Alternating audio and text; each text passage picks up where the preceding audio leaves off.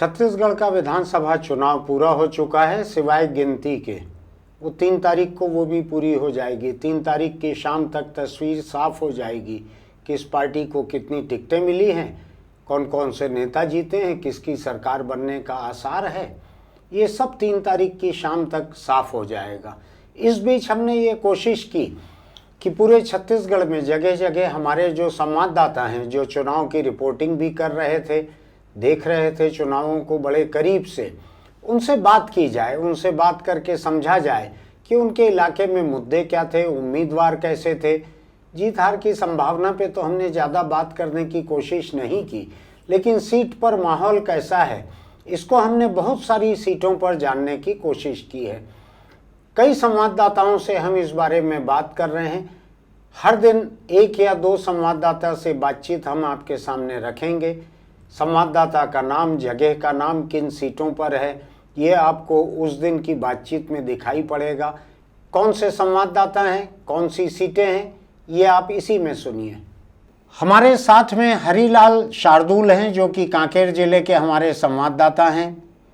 वो वहाँ के आसपास की सीटों पे लगातार नज़र बनाए हुए थे, पूरे समय अखबार के लिए रिपोर्ट भेजते जा रहे थे। हम उनसे पहले बात नहीं कर पाए थे, लेकिन आज हम बात कर रहे हैं उनसे यहाँ पर। क्या हाल है आपके इलाके में? जो जिले की 3 सीटें हैं, कितनी हैं? 3 सीटें हैं। 3 सीटें हैं। कौन कौन सी हैं? एक कांकेर, एक भानुप्रतापपुर, एक अंतागढ़। जी हाँ, 3 सीटों पे क्या स्थिति आपको लग रही है? अपन एक एक की बात कर लेते हैं जी। तीनों की एक साथ बात करने के बजाय अपन बात कर लें जिला मुख्यालय वाले कांकेर की।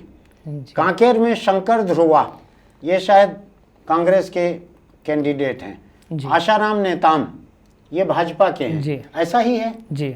इनमें से कोई अभी मौजूदा विधायक हैं क्या? दोनों में से नहीं है, दोनों नए चेहरे हैं। शंकर ध्रुव एक्स एमएलए हैं। हाँ, एक्स एमएलए हैं। अच्छा। और अभी वहाँ जो एमएलए थे सोरी, शिशुपाल सोरी नाम था उनका। जी हाँ। वो आए भी थे यहाँ पे इंटरव्यू के लिए। जी हाँ। वो तो मीठा बोलने वाले थे, उनका टिकट क्यों कट गया? जी, जो पब्लिक का बैकग्राउंड जो मिल रहा था, हाँ, उसके अनुसार इस बार कड़ी चुनौती में खरा नहीं उतर पाते। ऐसा? जी। अच्छा, मेरे को लगा कि ज़्यादा मीठा रहने से कीड़ा लग जाता है, ऐसा तो उनका मिठास थी आवाज़ में, इसलिए तो उनको नहीं हटाया ऐसा। सर, वो एक्चुअल में क्या आईएएस रहे हैं पहले। हाँ, तो एक मतलब नौकरशाह जैसे ही अच्छा, उनका मिजाज उस तरह का था। जी जी। अच्छा, मेरे से बात करते हुए उनका वैसा मिजाज सामने नहीं आया। मेरे सामने बड़े नर्म थे वो। नहीं, वैसे तो मिजाज वैसा नहीं था, परंतु पब्लिक को टाइम देने के लिए के पास बहुत ठीक कलेक्टर समय नहीं दे पाते रहे हुए थे शायद, तो कलेक्टर आसानी से टाइम पब्लिक को नहीं देते हैं, तो वो रह गया होगा मिजाज में, तो टिकट कट गई उनकी। जी, वो जनसेवक की तरह खड़े नहीं हो पाए। ठीक। तो अभी जो कैंडिडेट हैं वहाँ पे, उनकी ये मदद कर रहे हैं कि नहीं, शंकर ध्रुवा की? स्थिति ऐसी रही है कि वो डायरेक्ट विरोध भी नहीं किए हैं। ठीक। परंतु नॉर्मल रहे हैं, ज़्यादा उत्साह नहीं दिखाए। हाँ, और ये कैसे कैंडिडेट हैं वहाँ के? आशाराम नेताम भाजपा के, ये पहले लड़े हुए हैं क्या? ये फ्रेश कैंडिडेट हैं, युवा फ्रेश कैंडिडेट हैं। क्या है इनका बैकग्राउंड? एक कृषक हैं। कृषक हैं जी। कोई बहुत बड़ा जिला पंचायत पहले लड़े हुए हों, कुछ हो, इस तरह का नहीं है? नहीं, ऐसा कुछ नहीं। ऐसा नहीं है? नहीं है। तो इन 2 के अलावा ये बस्तर का इलाका जो है, इसमें तो अरविंद नेताम की हमर राज पार्टी ने भी कहीं कहीं पे खड़े किए हैं। जी। तो कांकेर में भी किसी को खड़ा किया है क्या? कांकेर में जी किए हैं खड़ा किसी को। जी हाँ। तो उसको कुछ वोट मिलने की उम्मीद है क्या हमर राज पार्टी को? बहुत कम मिलेगा। बहुत कम मिलेगा। कोई असर नहीं पड़ेगा उनको। कोई असर नहीं पड़ेगा। जी। अब मैं 2-3 चीजें जानना चाहता हूँ। पूरे प्रदेश स्तर के जो मुद्दे थे इस चुनाव में, जो मुझको लगता था, आपको क्या लगता है वहां पे मुद्दे क्या थे? स्थानीय मुद्दे क्या थे? प्रदेश स्तर के मुद्दे क्या थे? जनता क्या सोच के वोट डालेगी? इस बार स्थानीय मुद्दे के बजाय सरकार जो जनता पर जो सुविधाएं देने वाली की बातें कही हैं, जो घोषणा पत्र की बातें कही है, जैसे कर्जा माफ है, वो ज़्यादा प्रभाव किया है। ऐसा जी। और बिजली बिल के लिए भी जो सब्सिडी दे रहे हैं, 200 यूनिट तक का, उसका भी प्रभाव है। और 500 रुपये में सिलेंडर देने का भी है। वो तो दोनों ही पार्टी ने वायदा किया था करीब जी, करीब। जी। महिलाओं को भी दोनों ही पार्टी दे रहे हैं। लेकिन महिलाओं का भूपेश बघेल का कवरेज जो है, जी, उन्होंने शायद भाजपा ने केवल विवाहित महिला के लिए किया था। जी हाँ, जी। और भूपेश बघेल ने सभी महिलाओं के लिए कर दिया था। जी, जी। करीब करीब 1.5-2 गुना महिलाओं को फायदा मिलेगा अगर जी, कांग्रेस की सरकार आएगी जी। तो। लेकिन ये दिवाली के दिन 12 तारीख को भूपेश बघेल की घोषणा आई है, जी, महिलाओं वाली। जी, जी। भाजपा की घोषणा 3 तारीख को आ गई थी, जी, जी। इनकी 12 को आई है। 17 को तो वोट ही डल जाना था और दिवाली का माहौल था 12 तारीख को। जी। तो आपको लगता है दोनों पार्टी का महिला वाला मुद्दा जो है महिलाओं तक पहुंच पाया होगा? आपके यहाँ तो 7 तारीख को हो गया था हाँ, वोटिंग। जी हाँ। तो 12 तारीख का तो कोई सवाल ही नहीं है। नहीं। जो 3 तारीख का भाजपा का घोषणा पत्र था, जी, वो 7 तारीख को लोगों तक पहुंच पाया क्या ये महिला वाला मुद्दा? जी, पहुंच पाया था। जी। तो महिलाओं ने उसको ध्यान में रख के वोट दिया होगा। जी, उस दिन तक कांग्रेस का महिलाओं के लिए कोई अलग से मुद्दा नहीं था, ऐसा जी, कोई घोषणा नहीं थी। जी। तो कांग्रेस का आप कह रहे हैं कि कर्ज माफी और बिजली, ये 2 मुद्दे हैं। भाजपा का महिलाओं को जो पैसा देंगे, महतारी योजना, जी, ये एक मुद्दा था। जी हाँ। और कोई खास नाराजगी कोई सरकार से या भाजपा से, कोई मुद्दा और हो? सरकार से था सर कि सरकार की कोई खास उपलब्धियां नहीं रही, जनता का ऐसा था। हाँ। और मतलब वर्तमान विधायक से भी लोग संतुष्ट नहीं थे। ठीक, शिशुपाल सोरी जो थे। जी, जी। ठीक, यानी टीवी स्टूडियो में या यूट्यूब स्टूडियो में विनम्र होना काफी नहीं है, जनता के बीच नहीं हो पाए। जनता के बीच वो से प्रभाव नहीं डाल पाए। हालांकि विकास हुआ है, परंतु वो विकास तो होता ही है, ये समझती है जनता, परंतु ऐसा कोई प्रभाव नहीं डाला जिससे कि वो मतलब पब्लिक में लोकप्रियता ज़्यादा आ सके। आपके यहाँ की दूसरी सीट की बात करते हैं, भानु प्रतापपुर की। जी। आप ही के जिले में है ना? जी।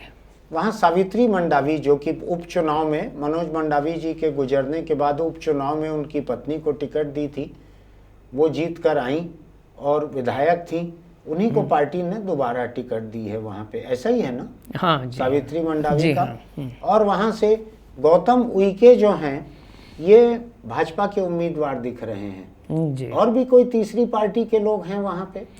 वहाँ आम आदमी पार्टी का प्रदेश अध्यक्ष कोमल हुपेंदी, जी हैं, जो पिछले बार भी लड़े थे विधानसभा 5 साल पहले। जी, जी। कितना वोट पाए होंगे 5 साल पहले? 10,000 से ज़्यादा तो नहीं पाए हैं, उससे कम। ऐसा? अच्छा।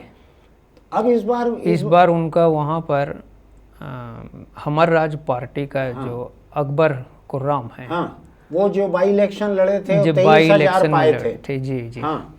उनको भी कुछ वोट तो मिलेंगे, जो कांग्रेस के वोट उसको काट सकते हैं। जी। तो ये तो पिछले बार भी लड़े थे, 23,000 पाए थे। जी, जी। भाजपा और कांग्रेस के अलावा तीसरे कैंडिडेट थे, तब तो निशान भी नहीं था। जी, जी। मुझको ध्यान पड़ रहा है अकबर राम कुर्राम को, सर्व आदिवासी समाज के कैंडिडेट थे, इनको एसी मिला था, एयर कंडीशनर निशान मिला था। जी हाँ। जिसको या तो गांव वाले पहचानते नहीं है, और पहचानते हैं तो ये जानते हैं कि बड़े लोगों का सामान है, ये अफसरों का, नेताओं का, इन लोगों का सामान है। एसी छाप मिला था उनको।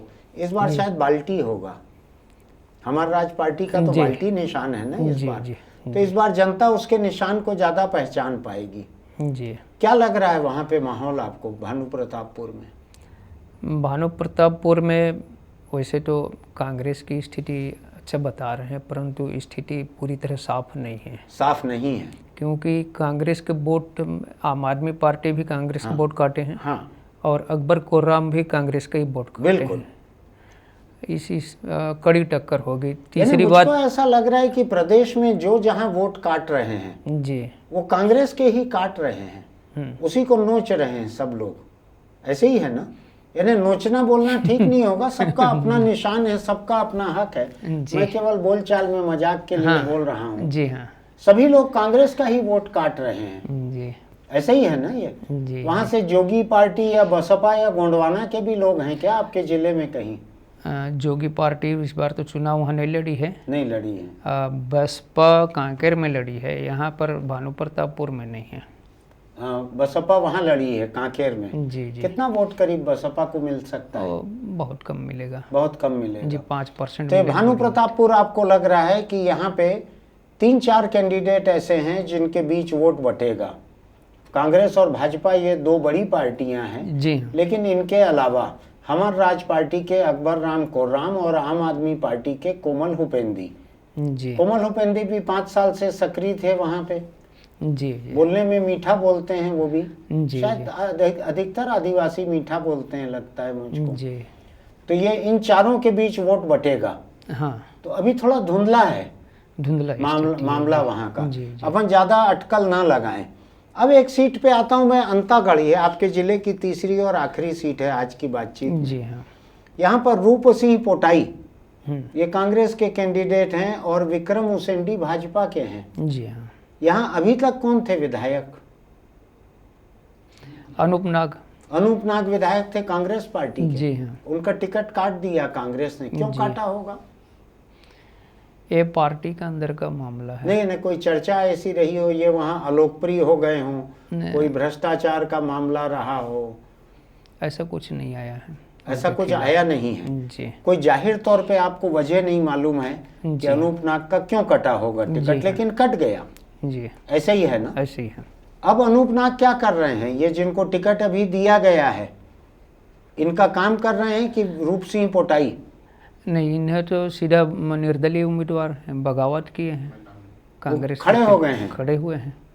और कांग्रेस भी अच्छी संख्या में उनको साथ दिए हैं कार्यकर्ता। कांग्रेसी लोग। जी जी तो वहां पे अंतागढ़ में कांग्रेस के बागी मजबूत जी इमीडिएट जो पहले थे जी हाँ, विधायक जी वो खड़े हो गए हैं। जी। किसी पार्टी के टिकट पे खड़े हुए हैं, बिना टिकट के निर्दलीय। निर्दलीय हैं। जी तो वो आपको लगता है अच्छे खासे वोट उनको मिलेंगे? हाँ, कुछ % कांग्रेस के वोट काटेंगे। हाँ, ज्यादा वोट जो मिलेंगे उनको कांग्रेस वाले ही मिलेंगे। हाँ जी। यहाँ पे क्योंकि अंतागढ़ में और किसी पार्टी के कैंडिडेट भी हैं क्या? वहाँ एक निर्दलीय भूतपूर्व MLA मंतू पवार, हाँ हाँ, वो ये भी नाम निर्दलीय जो लड़े है, हैं। जी, ये नाम शायद बस्तर में सबसे ये ज्यादा सर चर्चा में आने वाला नाम है। पूरे भारत में पॉपुलर हो गए हैं सर। मैंने उपचुनाव में नामांकन वापस ले लिया था कांग्रेस से। ऐसा कांग्रेस से कोई उम्मीदवार नहीं थे एक समय। हाँ। ये जोगी जी, रमन जी जी सिंह, जी जी, जोगी का जोगी खास जी के आदमी था बेटे, सर। रमन सिंह का दामाद, जी इन सब के बीच जो टेलीफोन कॉल थे जी वो अभी भी अवेलेबल हैं, अभी मौजूद हैं इंटरनेट पे सब टेलीफोन कॉल। आपने तो सुने होंगे ना पूरे? जी जी जी हैं? जी मजेदार था। जी आवाज सबकी पहचान में आ रही थी ना। जी। उसमें कोई एक मुस्लिम नौजवान नेता भी थे वहाँ के, अमीन मेमन उनका भी नाम जी, जिक्र वो आता था बार मध्यस्थता बार। किए थे। हाँ, जी जी, लेन देन कुछ बड़ा अमाउंट हुआ था, कुछ जी, ऐसा करोड़ों में सर था। करोड़ों में था। जी। रायपुर में कुछ राजेश मुनत के बंगले के पास लेन देन हुआ था। हाँ जी, ऐसा मुझको टेलीफोन कॉल याद पड़ रहा है। ऐसे ही है सब।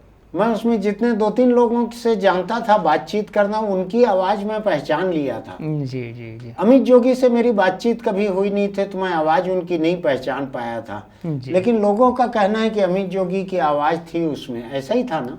जी और मंतूराम पवार की आवाज आप पहचान पाते थे क्या उसमें, खरीदी जी। बिक्री में जी जी पहचान पा रहे थे? जी। तो उसका अंतागढ़ के लोगों के ऊपर क्या असर है जो अपने आप को इस तरह से बेच दिया हो? उसके बारे में क्या सोचना होगा? काफ़ी लोगों लंबा का? समय हो गए सब, 10 साल हुआ है। अच्छा, और इस बीच वो क्या है, बंगाली समाज के बीच अपनी अच्छा पैठ बनाया है। ऐसा? जी, जैसे कि बंगाली भाषा को राजभाषा का दर्जा देने की मांग कर रहा है वो। अच्छा, ऐसे कुछ मुद्दे हैं जो उनसे जुड़ा हुआ है। हाँ। इसके कारण वो अपना अच्छी वो बना चुका बंगाली है। वोट वहाँ होंगे कितने? काफ़ी वोट हैं सर। काफी है जी, बहुत ज़्यादा है। तो 1 लाख से ज़्यादा की आबादी है वहाँ की बंगालियों की। बंगालियों की 1 लाख से ज्यादा जी आबादी जी, है वहाँ। 133 गांव हैं। 133 गांव में ये क्या जो बांग्लादेश वगैरह से जो आए हाँ, थे, जो शरणार्थी। बसाए गए थे शरणार्थी, हैं। वो लोग हैं? 1971 में लाए गए। 71 वाले। जी, मुझको जी। ध्यान है, मैं उस समय स्कूल कॉलेज में था, मेरा देखा हुआ है। जी। ये माना में भी बसाए थे उन लोगों को। जी हाँ। हम लोग कॉलेज के समय में हम लोग सिनेमा टिकट पे एक शरणार्थी टैक्स लगता था। फिल्म देखने जाते थे तो एक टिकट लगती थी ऊपर, शरणार्थी टैक्स। तो लोग बड़बड़ाते भी थे, लेकिन लोग इंदिरा गांधी ने जिस तरह से बांग्लादेश बनवाया था 71 में, उसको लेके लोग संतुष्ट भी थे। अभी भी मोदी को लेके लोग कहते हैं ना कि पेट्रोल 500 रुपया हो जाएगा तो भी हम खरीदेंगे, शेर पालना सस्ता थोड़ी होता है, ऐसा। जी। तो यहाँ मोदी को लोग शेर बोलते हैं, वहाँ अटल बिहारी वाजपेयी ने इंदिरा गांधी को दुर्गा कहा था बांग्लादेश बनवाने के लिए। हम लोग भी उस समय शरणार्थी टैक्स दे के सिनेमा टिकट खरीदते थे। शरणार्थी रहते थे यहाँ रायपुर के बगल माना में। मेरे पिताजी होम्योपैथिक डॉक्टर थे। कलेक्टर की इजाज़त लेकर वो शरणार्थियों का मुफ्त में इलाज करने के लिए वहाँ जाते थे, अपनी होम्योपैथी की दवाई पेटी लेके। तो मेरा देखा हुआ है पूरा सिलसिला। आपने भी उस समय से देखा होगा जो वहाँ बसाया गया जब से। नहीं, उस समय का तो हमको याद नहीं याद नहीं है कि, आपको? मगर हिस्ट्री के अनुसार मालूम पड़ रहा है। हाँ। अच्छा, आपकी उतनी उम्र नहीं है। नहीं, मैं भूल जाता हूँ असल में कि मेरी उम्र ज़्यादा हो गई है औरों से। चलिए कोई बात नहीं। तो ये 3 सीटें जो है, इसके बारे में आपसे बात हुई, बहुत बहुत धन्यवाद। हम फिर बात करेंगे। तो हम 30 तारीख को एग्जिट पोल के बाद बात करेंगे अगले दिन, या 3 तारीख को जब नतीजे आएंगे तब बात करेंगे। ठीक है, धन्यवाद। अभी आपने कुछ सीटों की चर्चा सुनी। अगले एपिसोड में हम आपको कुछ और सीटों के बारे में बतलाते हैं। चुनाव की गिनती होने के पहले, वोटों की गिनती होने के पहले, यही सबसे दिलचस्प बात हो सकती है। सुनते रहिए।